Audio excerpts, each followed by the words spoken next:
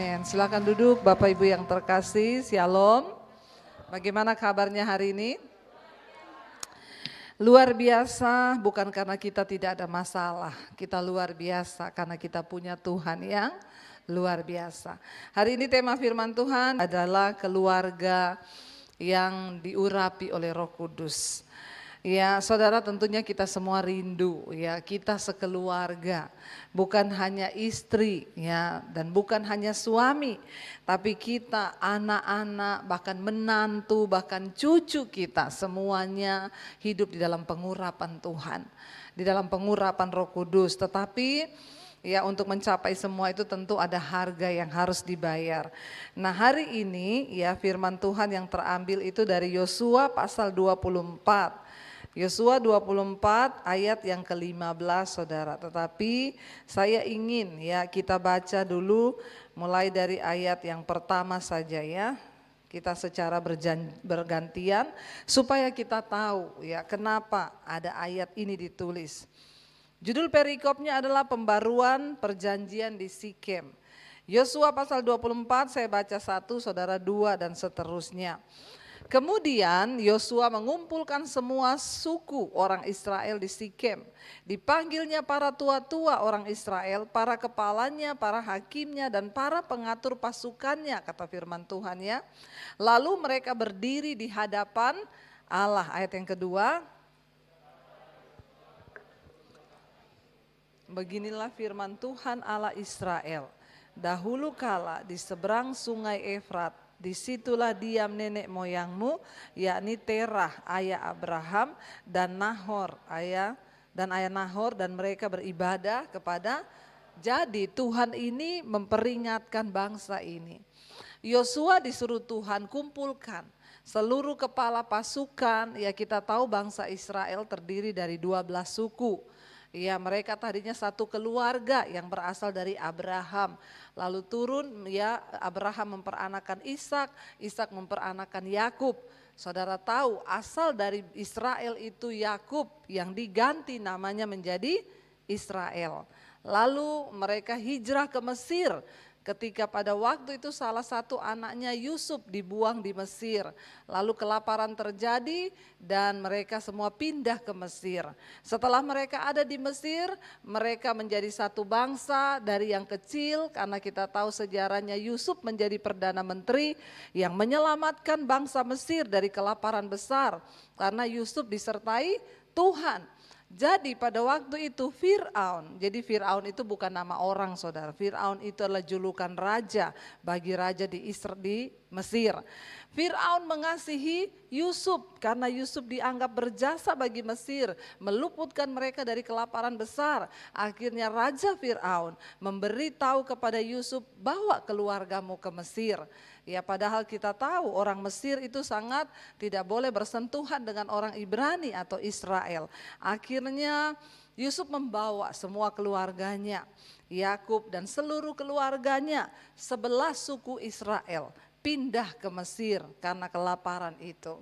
Lalu mereka disambut dengan sukacita oleh Raja Fir'aun. Akhirnya mereka, dari situlah sejarah. Tuhan akhirnya membawa bangsa itu keluar dan mereka mengalami banyak ya pertolongan Tuhan.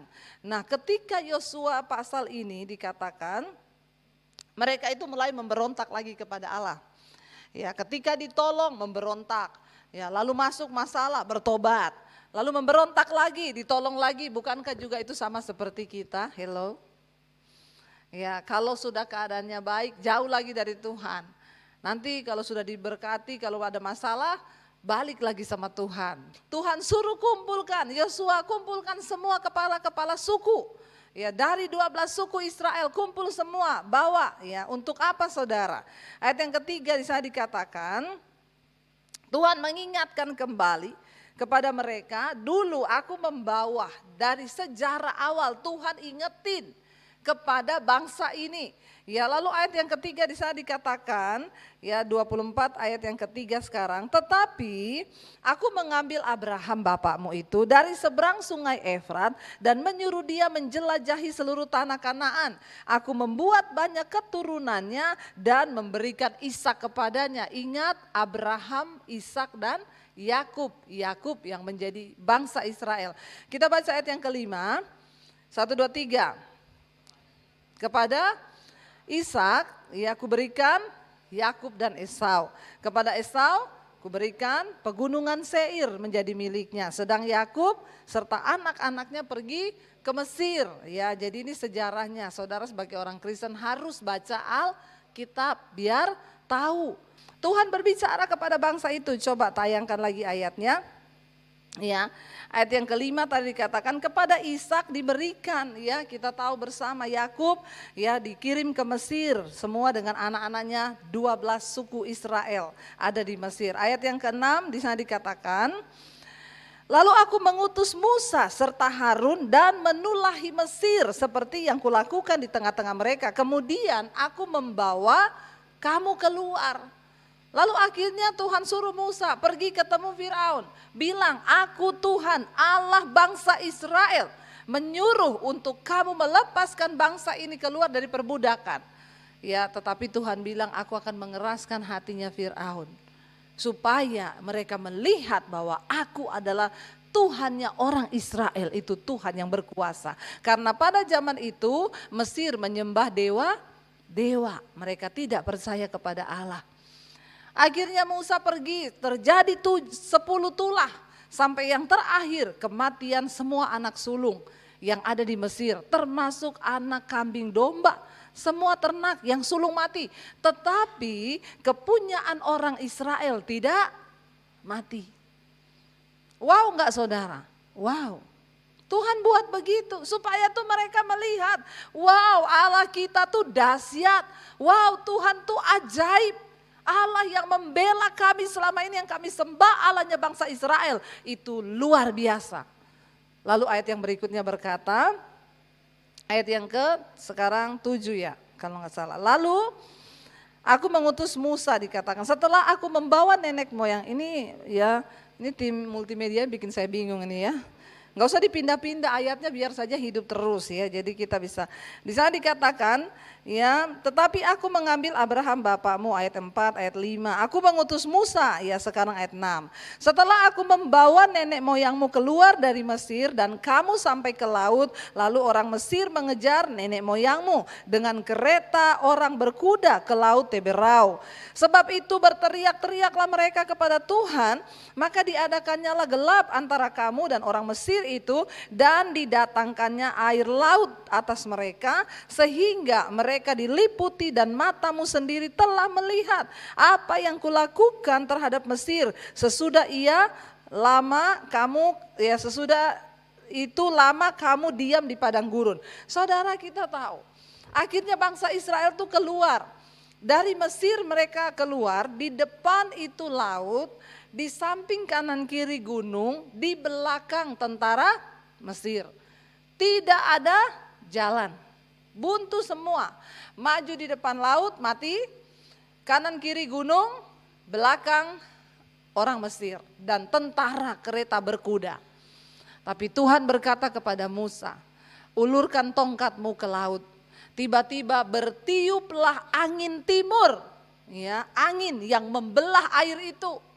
Ya, tiba-tiba ada angin yang begitu keras dari timur memecah itu air lalu jadi jalan di tengah. Bangsa Israel berjalan. Wow, saudara, di pinggir kanan kiri air, ketahan di sini air, lalu mereka berjalan di tanah yang kering. Bangsa Mesir mengejar mereka dari belakang. Sesudah bangsa Israel menyeberang sampai air itu ketutup, maka matilah seluruh orang Mesir. Dan Tuhan berkata, nenek moyangmu melihat semua perbuatanku yang ajaib itu. Supaya mereka bisa menceritakan, Tuhan itu berkata, kamu ceritakan itu kepada keturunanmu. Bagaimana kita bisa memiliki keluarga yang diurapi? Orang tua, engkau harus mengalami Tuhan secara pribadi. Lalu ceritakan semua pengalaman pribadimu itu kepada anak cucumu. Jangan yang diceritakan itu yang tidak masuk akal, dongeng-dongeng. Yang dicerita itu tentang pengalaman pribadi kita dengan Tuhan. Kenapa Tuhan mengizinkan mereka mengalami hal-hal yang besar? Tuhan bilang supaya kamu menceritakan, supaya ada cerita, ada pengalaman kita berjalan bersama dengan Tuhan. Bagaimana anak-anakmu bisa menjadi anak-anak yang diurapi Tuhan kalau mereka nggak pernah dengar mama papanya cerita tentang Tuhan. Amin. Cerita, ya cerita tentang Tuhan. Di sana dikatakan nenek moyangmu telah melihat, lalu mereka berteriak-teriak minta tolong kepada Tuhan, maka diadakannya lah gelap. Lalu setelah itu kamu diam di padang gurun.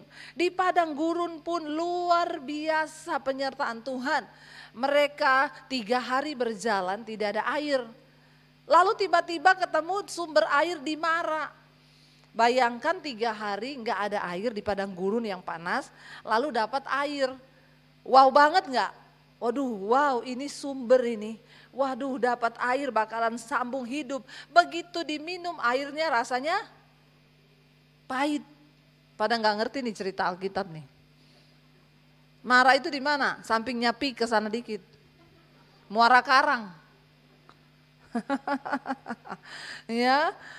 Mara itu ada satu mata air di sana, tetapi ketika mereka minum ternyata airnya pahit. Saudara bisa bayangkan 3 hari berjalan, tidak ada minum, dapat mata air pahit. Marah enggak? Marah. Ngomong sama Musa, ternyata kamu bawa kita keluar dari Mesir cuma karena di sana enggak ada kuburan. Ternyata kamu mau mengubur kita di padang gurun ini supaya mati. Orang itu kalau enggak ngerti rencana Tuhan, hidupnya penuh sungut. Lalu tiba-tiba mereka marah-marah sama Musa. Musa, mending kita mati di Mesir, tapi matinya di depan kuali, isinya daging dan roti. Walaupun kita budak, mati di Mesir, matinya mati kekenyangan. Bukan mati lapar di padang gurun. Itu orang Israel. Kalau saya Tuhan, kalau saya jadi Tuhan, saya sumpel mulut mereka itu semua. Tapi untung bukan saya Tuhan. Rasanya aduh gondok bener tuh ngadepi manusia kayak begini nih. Begini Isra di Mesir teriak-teriak diperbudak gak enak. Begitu dibawa keluar sampai di padang gurun gak ngerti lagi saudara. Itulah sering kalian terjadi dengan hidup kita. Lalu Tuhan berfirman kepada Musa, aku yang memanggil kalian, aku yang bertanggung jawab. Musa, ambil sepotong kayu, lempar di dalam air itu. Musa ambil kayu dilempar, lalu coba minum air itu. Jadi es teh. Haleluya manis. Airnya dingin manis. Bayangkan di padang gurun 3 hari, Tuhan tahu engkau butuh sirup. Ya, udah capek 3 hari jalan gak ada energi. Tuhan bilang kasih manis. Saya juga tidak belajar itu. Kita gak tahu tuh ya Tuhan ambil gula dari mana atau dari mana. Tapi kan Tuhan maha bisa. Ya, jadi tidak usah ditambahi yang ada di Alkitab, jangan dikurangi juga. Gak usah saudara tanya, itu manisnya dari mana Bu? Kira-kira itu beli gula di mana? Tuhan yang menciptakan segala sesuatu. Saudara bisa bayangkan, 3 hari berjalan gak minum, dapat air sejuk, dingin, manis. Wah energinya nambah. Itu Tuhan lakukan kepada mereka. Lalu dikatakan di sana, ya mereka akhirnya sampai ke padang gurun ayat 8. Aku membawa kamu ke negeri orang Amori dikatakan. Yang diam di seberang sungai Yordan. Dan ketika mereka berperang melawan kamu, mereka kuserahkan dalam tanganmu. Sehingga kamu menduduki negerinya. Sedang mereka kupunahkan di depanmu. Waktu mereka menghadapi musuh, satu keluarga Tuhan juga memperlihatkan pembelaannya. Lalu ayat yang berikutnya dikatakan, ya Ketika itu Balak bin Sipor, Raja Moab, bangkit berperang melawan orang Israel. Disuruhnya memanggil Bileam bin Beor untuk mengutuki kamu. Lalu dikatakan di sana, tetapi aku tidak mau mendengarkan Bileam. Sehingga ia pun memberkati kamu. Demikianlah aku melepaskan kamu dari tangannya. Ini Tuhan lagi ingetin bangsa ini. Ingat ya, kira-kira saudara, kalau Tuhan juga mau mengingatkan kita tentang kebaikannya, banyak enggak? Banyak, ingat ya kamu tuh dari kecil ada yang hampir mati. Kamu ya dari kecil itu kayak gini. Ketika kami berhadapan dengan ini itu aku yang gini. Itu semua pertolongan Tuhan. Harus kita ingat dan ceritakan kepada anak cucu kita. Setelah kamu menyeberang sungai Yordan dan sampai ke Yeriko, berperanglah ya melawan kamu warga-warga kota Yeriko. Orang Amori, orang Feris, orang Kanaan, orang Het, orang Girgasi, orang Hewi, orang Yebus. Tetapi mereka semua itu kuserahkan ke dalam tanganmu. Luar biasa bangsa ini. Begitu dikasihi Tuhan sehingga musuh-musuhnya semua ditaklukkan. Lalu ayat yang berikutnya, kemudian aku melepaskan tabuhan mendahului kamu dan binatang-binatang ini menghalau mereka di depanmu seperti kedua raja orang Amori itu. Ya, sesungguhnya bukan oleh pedangmu dan bukan pula oleh panahmu. Tetapi apa saudara, demikianlah kuberikan, dikatakan ya, negeri yang kamu peroleh tanpa bersusah-susah, tetapi kamulah yang diam di dalamnya ya, dan kota-kota yang tidak kamu dirikan. Bayangkan, dapat negeri bukan karena perjuangan, ya dapat kota bukan mereka yang mendirikan, tetapi kamulah yang mendiami di dalamnya, juga kebun-kebun anggur, kebun-kebun zaitun yang tidak kamu tanami, kamulah yang memakan hasilnya, itu karena anugerah. Ayat yang berikutnya, oleh sebab itu, baca sama-sama. Takutlah akan Tuhan dan beribadahlah kepadanya dengan tulus ikhlas dan setia. Jauhkanlah Allah yang kepadanya nenek moyangmu telah beribadah di seberang sungai Efrat dan di Mesir, dan beribadahlah kepada Tuhan. Kenapa Tuhan mengingatkan bangsa ini semua yang sudah Tuhan lakukan? Supaya apa? Ayat tadi berkata, ya ayat yang tadi jangan dulu dipindah kalau saya belum suruh. Ya perlu copy nih multimedianya ya. Tetapi ya tadi ayat yang mundur dulu, tadi ayat yang ya. Oleh sebab itu Tuhan bilang kepada mereka, karena Tuhan sudah berbuat banyak kebaikan. Oleh sebab itu takutlah akan Tuhan dan beribadahlah kepadanya dengan tulus ikhlas. Orang tuh beribadah, saudara, terutama kita orang tua, memberi contoh kepada anak-anak kita. Dengan tulus ikhlas. Jangan suruh-suruh anakmu beribadah tapi engkau tidak pernah ibadah. Saya tuh bersyukur, orang-orang itu Bu Debi, saya sekarang di rumah hanya saya yang ikut mesbah doa Bu. Saya rindu supaya suami saya bisa ikut Bu mesbah doa. Ibu, ya kalau sekarang suami belum ikut enggak apa-apa. Ibu doa aja terus. Nanti satu saat dia akan lihat ketulusan ibu. Nanti satu saat dia juga akan tergerak. Saya juga rindu anak-anak saya Bu ikut juga mesbah doa. Ibu terus berdoa dengan tulus. Enggak lama kemudian bersaksi, ibu puji Tuhan, sekarang suami, anak saya semua sudah ikut. Bahkan beberapa waktu yang lalu ada anak-anak 13 tahun bersaksi kirim ke mesbah doa. Ya, bahwa dia dilepaskan dari roh ketakutan. Anak itu bilang, saya umur 13 tahun Ibu Debi, tadinya yang ikut mesbah doa di rumah hanya mama saya. Tapi tiap malam mama saya itu ikut sendiri, saya kasihan. Akhirnya saya temenin mama saya. Tadinya niat hanya menemani karena mama sendiri. Tapi ternyata setelah saya mendengar khotbah-khotbah ibu, jadi ketagihan. Nah tadinya saya ini seorang anak remaja yang dipenuhi roh ketakutan. Saya sering khawatir, saya sering takut Bu. Kadang-kadang kebayang nanti saya mati, besok kebayangnya orang tua saya mati. Saya bilang, iya itu roh-roh yang menyerang. Tapi puji Tuhan Bu Debi, sejak saya ikut ibadah mesbah doa bersama mama, sekarang saya tidak pernah lagi ada roh-roh ketakutan itu menyerang. Sekarang saya hidup dalam damai sejahtera.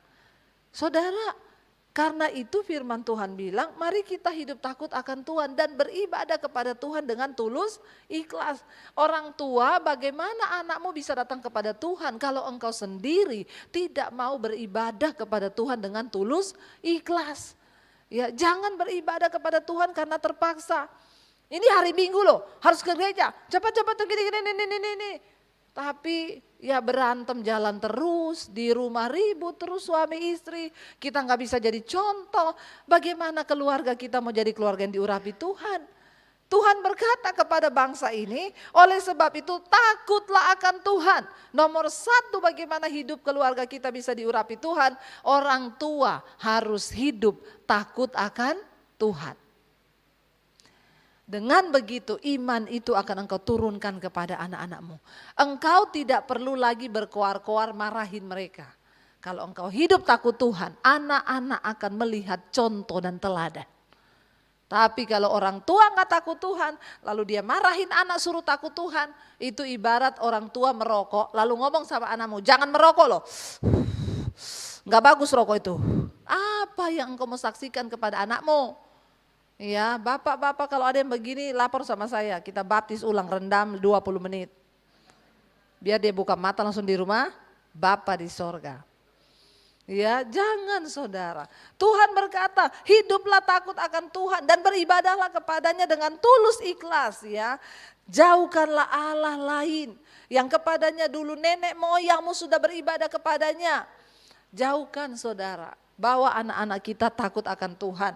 Lalu yang berikutnya di sana dikatakan apa? Ya, ayat yang berikutnya. Tetapi baca sama-sama.